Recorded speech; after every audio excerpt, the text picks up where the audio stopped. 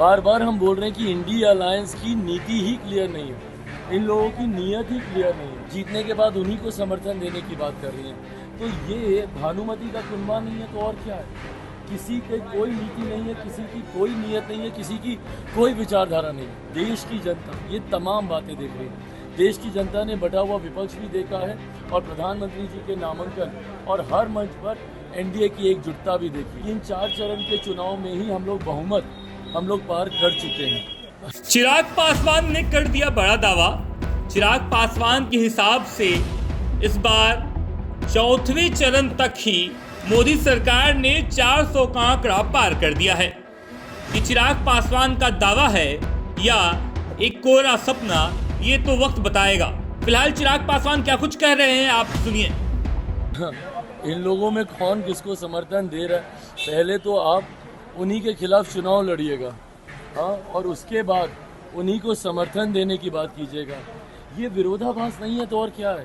बार बार हम बोल रहे हैं कि इंडिया अलायंस की नीति ही क्लियर नहीं है, इन लोगों की नीयत ही क्लियर नहीं है। एक आम आदमी पार्टी है जो दिल्ली में कांग्रेस के खिलाफ, कांग्रेस के साथ मिलकर चुनाव लड़ रही है और पंजाब में उन्हीं के खिलाफ चुनाव लड़ रही है।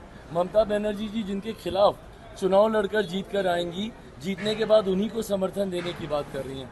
तो ये भानुमति का कुनबा नहीं है तो और क्या है? किसी की कोई नीति नहीं है, किसी की कोई नीयत नहीं है, किसी की कोई विचारधारा नहीं है। सबको महत्वाकांक्षा है कि एक दूसरे का गला काटकर कैसे हम सत्ता के समीप पहुंच जाएं। हकीकत है देश की जनता ये तमाम बातें देख रही है। देश की जनता ने बटा हुआ विपक्ष भी देखा है और प्रधानमंत्री जी के नामांकन और हर मंच पर एनडीए की एकजुटता भी देखी है। ऐसे में 1% का कहीं भ्रम नहीं है। हम लोग 400 के लक्ष्य को बहुत सरलता से हम लोग पार कर रहे हैं। 4 चरण के चुनाव हो चुके हैं। 5वें चरण के लिए परसों के बाद नामांकन बंद हो जाएगा। एक बात तय है कि इन 4 चरण के चुनाव में ही हम लोग पार कर चुके हैं। अब उसके बाद जितने आगे के 3 चरण हैं उसमें एनडीए अब अपने प्रदर्शन को कितना और बेहतर कर ले, लड़ाई उसकी है, बहुमत के पास है।